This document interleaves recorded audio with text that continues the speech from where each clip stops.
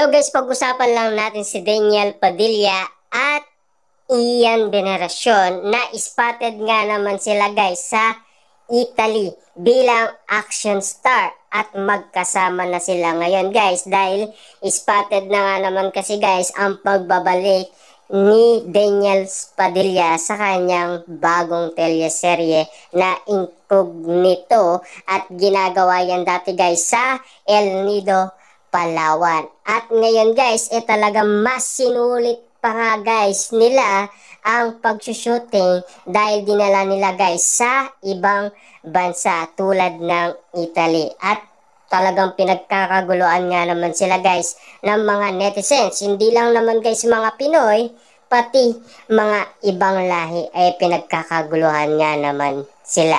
Bukod sa kanilang pagiging aktor at galing, talagang inangaan nga naman sila guys ng ibang lahi tulad guys ng mga kababaihan na sumusuporta kay Daniel Padilla. Na alam naman kasi nila guys na talagang famous actor siya sa Pilipinas. At marami nga naman siya dati guys na fans club tulad guys ng Katniel fans, diba?